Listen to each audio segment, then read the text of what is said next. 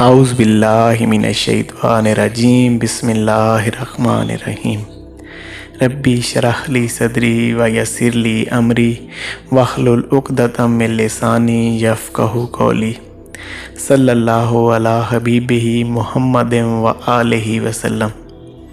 السلام علیکم۔ آج میں جس ٹاپک پہ آپ کے ساتھ گفتگو کرنے لگا ہوں وہ بہت ہی اہم ٹاپک ہے، جس کے متعلق بہت ساری دنیا ناآشنا ہے۔ آج جو باتیں آپ سے کی جائیں گی، اگر آپ ان باتوں کو غور و تدبر کے ساتھ سن لیں گے اور ان کے اوپر غور تھوڑا سا کر لیں گے تو دین اسلام کے متعلق آپ کی رائے بالکل ہی تبدیل ہو جائے گی۔ آپ اپنے جس دین اسلام کو جانتے ہیں، آپ ایک دم سے آپ کی لائف میں ایک نیا رنگ آ جائے گا، آپ کی لائف میں کچھ ایسا نیا آ جائے گا جس کو آپ نے پہلے کبھی نہ سوچا ہوگا، نہ ہی وہ آپ کے وہم و گمان سے گزرا ہوگا۔ آج ہم جس چیز کی بات کریں گے وہ ہے علم الاحسان۔ آج کے دور کے اندر اگر تصوف اور روحانیت کی بات کی جائے یا اس علم کی بات کی جائے تو لوگ کہتے ہیں یہ دین اسلام میں کہاں سے چیزیں آ گئی ہیں، یہ تو دین ہے ہی نہیں، یہ آپ دین اسلام سے ہٹ کے کوئی باتیں کر رہے ہیں، یا یہ جو علم کی آپ لوگ باتیں کرتے ہیں یہ تو دین اسلام کا شاید حصہ ہی نہیں ہے۔ اس کی وجہ یہ نہیں ہے کہ یہ واقعی دین اسلام میں نہیں ہے، بلکہ ہم لوگوں کا علم محدود ہو گیا ہے، ہم لوگوں نے چیزوں کو سمجھنا چھوڑ دیا ہے، ہم لوگ علم حاصل کرنا ہی نہیں چاہتے، حالانکہ علم حاصل کرنا مرد اور عورت دونوں پر فرض ہے۔ وہ کون سا علم ہے؟ وہ اپنی ذات کا علم ہے، اپنی ذات کی آگاہی کا علم ہے۔ تو میں آج آپ کو احادیث مبارکہ اور قرآن پاک سے میں یہ چیز پروف کروں گا کہ اصل میں علم الاحسان کی بنا دین اسلام مکمل ہی نہیں ہوتا۔ یہ جو لوگ یہ سمجھتے ہیں کہ یہ جو تصوف اور روحانیت کی باتیں ہیں یہ کہاں سے آ گئی ہیں، یہ جو لوگ سمجھتے ہیں کہ تصوف اور روحانیت کی باتیں یہ کہاں سے آ گئی ہیں، تو آج ان کا جو ویو ہے، یہ جو اس کے متعلق رکھتے ہیں، ان کا جو نظریہ ہے وہ بالکل ہی اس کے متعلق تبدیل ہو جائے گا۔ تو چلیں ہم اپنے ٹاپک کی طرف آتے ہیں۔ میں ایک حدیث مبارکہ پہ آپ لوگوں کی توجہ چاہوں گا، اس کو حدیث جبرائیل بھی کہتے ہیں۔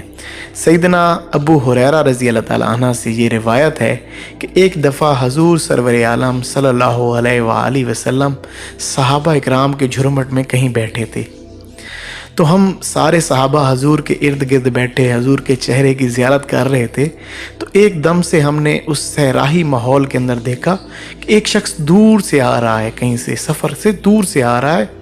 اس کا لباس بڑا خوبصورت نفیس، اور ایسا لگتا تھا کہ اس نے سفر کیا ہی نہیں ہے۔ اس کے بال بڑے خوبصورت سنورے ہوئے، اور وہ آیا اور ہماری محفل میں آ کے بیٹھ گیا، اور آتے ہی اس نے حضور سرور عالم صلی اللہ علیہ وآلہ وسلم سے سوال کیا کہ حضور یہ فرمائیے کہ یہ ایمان کیا ہے۔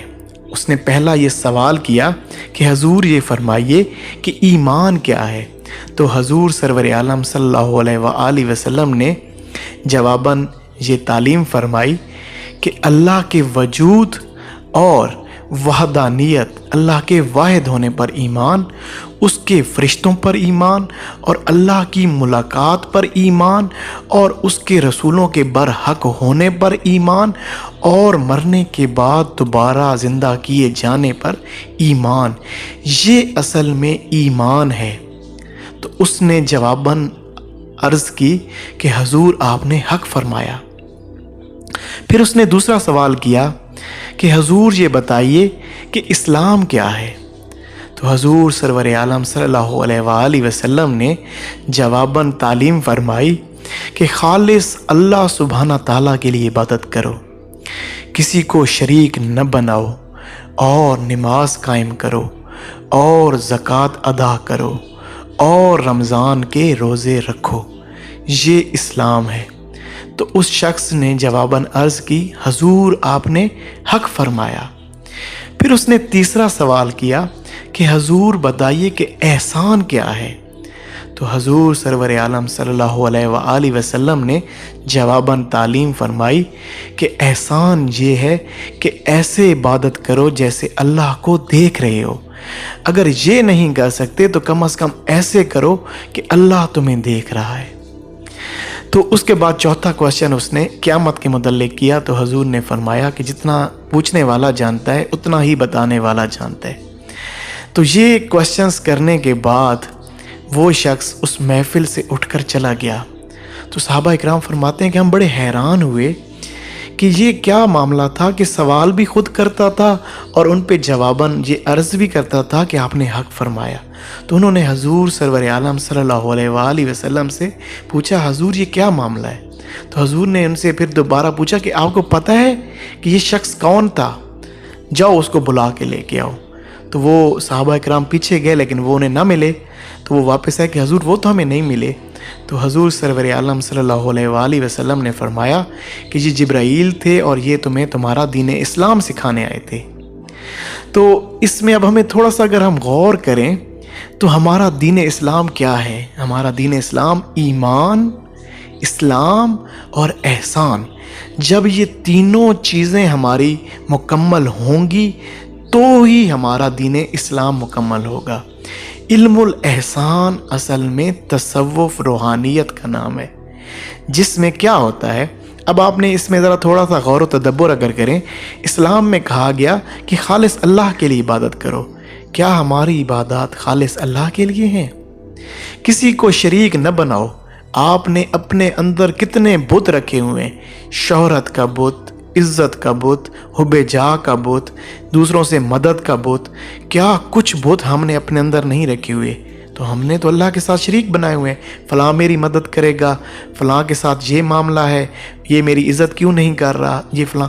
ہمارے اندر تو بے پناہ بت ہیں، بے پناہ ایسے معاملات ہیں. اور نماز قائم کرو. نماز کا قائم کرنا، حضور کی ایک اور حدیث مبارک ہے، لا صلاۃ الا بالحضور القلب. کوئی نماز نہیں جس میں حضور یہ قلب نہ حاصل ہو. تو حضور یہ قلب والی نماز کے ہم پڑھ رہے ہیں. زکوٰۃ ادا کرو. کون سی زکوٰۃ ادا کرو؟ جسم کی زکوٰۃ ادا کرو. اللہ کی دی ہوئی نعمتوں کی زکوٰۃ ادا کرو. کیسے ادا کرو؟ اللہ کے ساتھ محبت کر کے، اللہ پہ اپنی جان نچھاور کر کے. رمضان کے روزے رکھو. تو کیا یہ چیزیں ہم کر رہے ہیں؟ نہیں، یہ کوئی بھی نہیں کر رہا اس طریقے سے جیسے اللہ سبحانہ تعالیٰ چاہتے تھے. اور کیا تم نے کیا کرنا ہے؟ ایسے عبادت کرنی ہے جیسے اللہ کو دیکھ رہے ہو، یا پھر اللہ تمہیں دیکھ رہا ہے. اللہ کو کیا ہم دیکھ رہے ہیں؟ کیا اللہ کو دیکھنا ممکن ہے؟ کیا اللہ کو ان ظاہری آنکھوں سے دیکھنا ممکن ہے؟ نہیں. یہ اصل میں قلب کی آنکھ سے کہا جا رہا ہے کہ ایسے عبادت کرو تمہارا دل اتنا روشن ہو، تمہارا دل اتنا بالیدہ ہو، تمہارے دل کی آنکھ اتنی کھل چکی ہو کہ تم عبادت کرتے ہوئے اللہ کو دیکھو. تمہیں یہ دیکھ رہے ہو کہ اللہ کے میں سامنے موجود ہوں. یا یہ نہیں کر سکتے تو کم از کم اللہ کا دیکھنا. تو یہ جو چیز ہے احسان، یہ کسی صورت بھی آپ کو نصیب نہیں ہو سکتی کہ اگر آپ نے علم الاحسان کو نہ جانا. علم الاحسان کیا ہے؟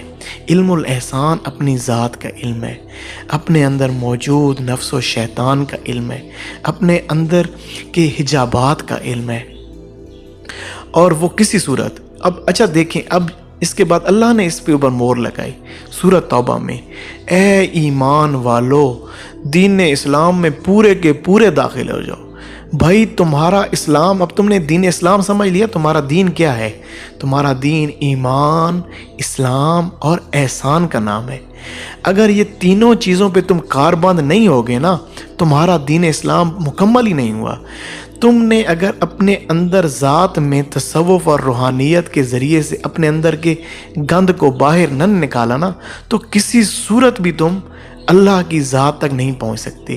تمہارا دین اسلام مکمل نہیں ہوگا اگر تم ان معاملات میں نہ آئے. دیکھیں شریعت کیا ہے؟ شریعت ہے چیزوں سے اللہ کے جو حدود ہیں ان حدود سے رک کر اپنے اندر اپنے قلب میں اللہ کے نور کو جمع کر لینا. لیکن علم الاحسان یہ ہے کہ اس نور کو جمع کر کے جمع رکھنے کا نام ہے. ہم نماز بھی پڑھتے ہیں، ہم روزے بھی رکھتے ہیں، ہم زکوٰۃ بھی دیتے ہیں، لیکن اس کے ساتھ ساتھ ہم ایسے گناہ کر لیتے ہیں کہ ہمارا وہ نور ضائع ہو جاتا ہے۔ لیکن علم الاحسان کا حامل شخص وہ چھوٹی سے چھوٹی نیکی کا بھی خیال کرتا ہے اور چھوٹی سے چھوٹی اس برائی کا بھی خیال کرتا ہے جس سے وہ اللہ سے دور ہوگا، اور چھوٹی سے چھوٹی اس نیکی کا بھی خیال کرتا ہے جس سے اللہ کی قربت حاصل ہوگی۔ تو علم الاحسان کا حامل جو شخص ہے وہی اپنے قلب کو مکمل طور پر پاکیزہ کر سکتا ہے، اور علم الاحسان کی ہی بدولت انسان اپنی بشری قدورتوں، خواہشات نفسانی اور جو کچھ ہمارے اندر بت ہیں، جو کہ ہم نے اندر کچھ رکھے ہوئے ہیں، کچھ باہر کے بت ہم نے بنائے ہوئے ہیں، آفاقی و انفسی ہمارے اندر جو بت ہیں، ان کو توڑنے کا نام علم الاحسان سے ہے۔ وہ علم الاحسان کے علم آنے سے ہی ہے، اور اسی کے ذریعے سے انسان کو فنائیت حاصل ہوتی ہے۔ علم الاحسان سے ہی انسان اپنے اندر جو ایسے معاملات ہیں جن کی وجہ سے وہ اللہ سے دور ہے، وہ علم الاحسان کی بدولت ہی انسان ان کے اوپر صحیح طریقے سے چل پاتا ہے اور ان کو صحیح طریقے سے اپنی ذات میں سے نکال پاتا ہے۔ تو مرنے سے پہلے جو مرنا ہے وہ علم الاحسان کی ہی بدولت ہے۔ اس کے علاوہ کوئی بھی ایسا راستہ نہیں ہے جس کے ذریعے سے آپ اپنے اندر کے معاملات میں سے نکل پاؤ۔ سیدنا غوث پاک سے کسی نے پوچھا کہ حضور بتائیے کہ یہ مرنے سے پہلے مرنا کیا ہے، کس طریقے سے انسان مرنے سے پہلے مر جاتا ہے؟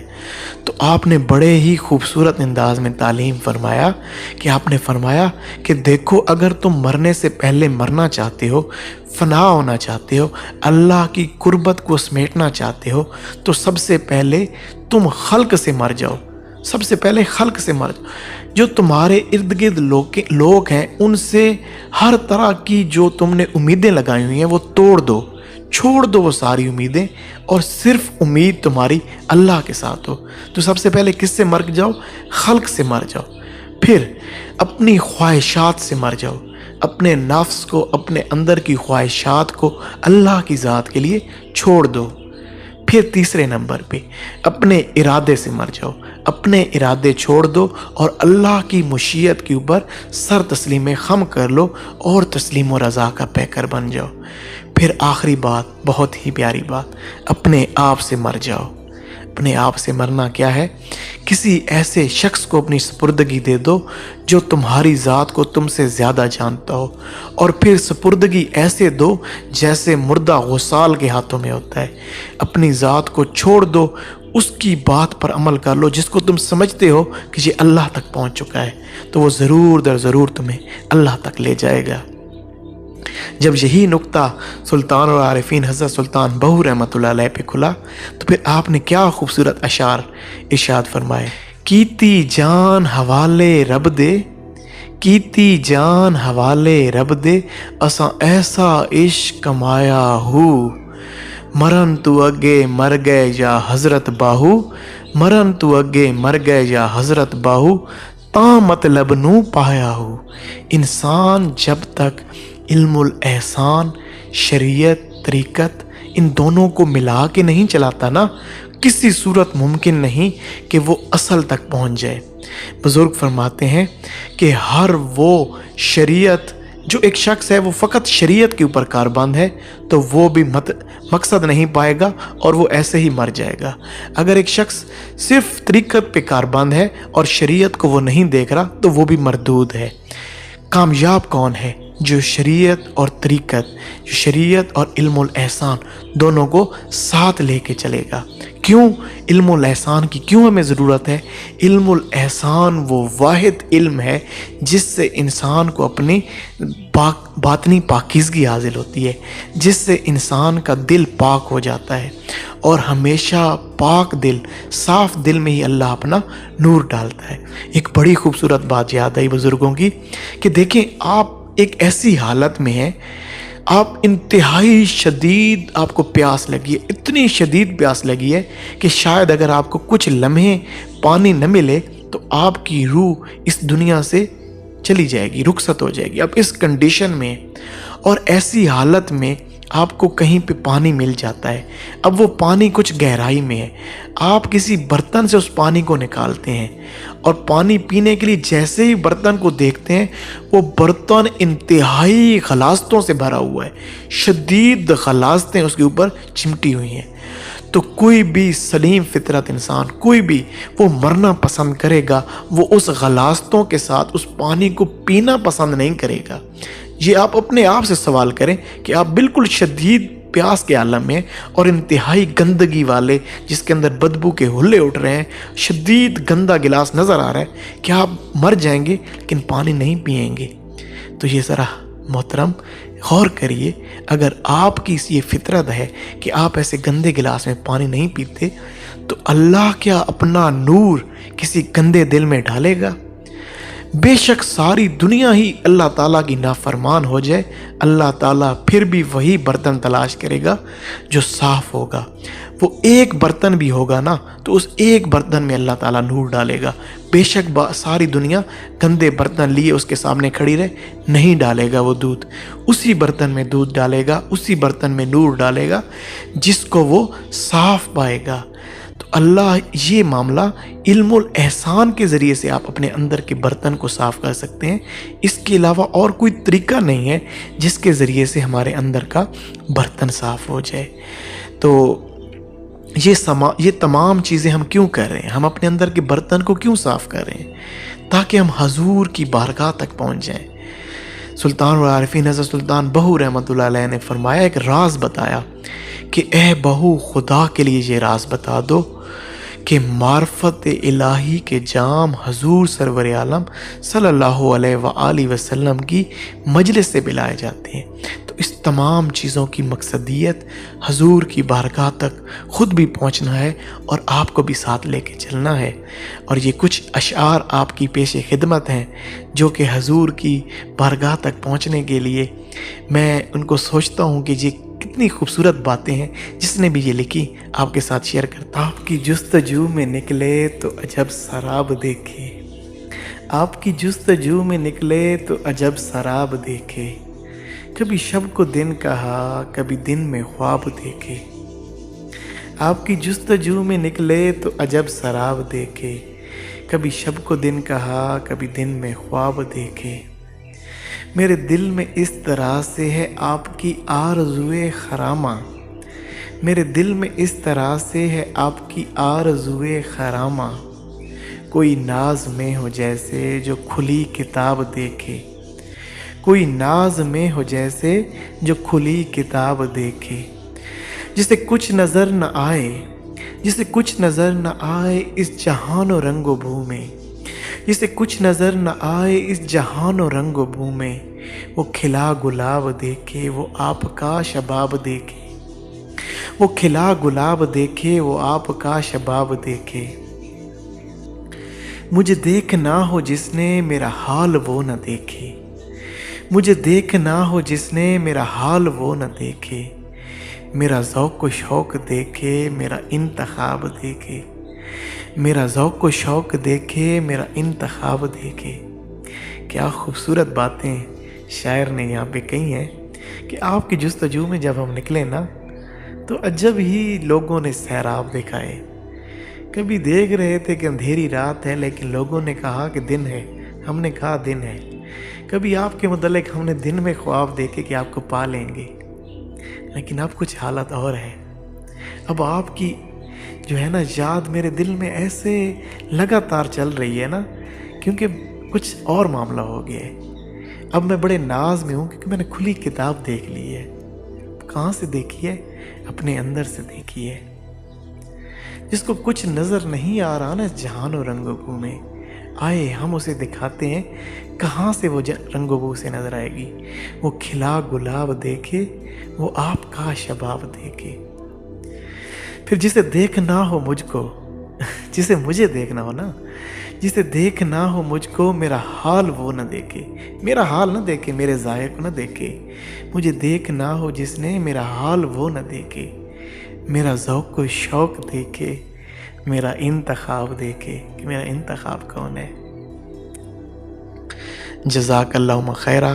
अल्लाह सुब्हाना ताला हमने ये जो कुछ आज बातें सुनी और जो बातें आज हमने सीखी, अल्लाह हमें इसके ऊपर कामिल अमल की तौफीक इनायत फरमाए और हमको इसको आगे पहुंचाने की भी तौफीक इनायत फरमाए।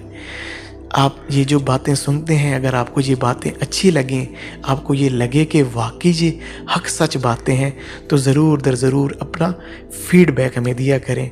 हम आपके फ़ीडबैक को पढ़ते हैं और हम आपके फ़ीडबैक को बड़ा पसंद करते हैं। और अगर आप इस राह पे चलना चाहते हैं तो हमारे इस डिस्क्रिप्शन के अंदर हमारे फेसबुक पेज का लिंक भी मौजूद है और हमारा व्हाट्सएप नंबर भी मौजूद है। आप उस पर हमसे रब्ता कर सकते हैं। इंशाअल्लाह आपको असल राह तक ज़रूर दर ज़रूर रसाई कराई जाएगी। जज़ाकल्लाह। अस्सलामु अलैकुम।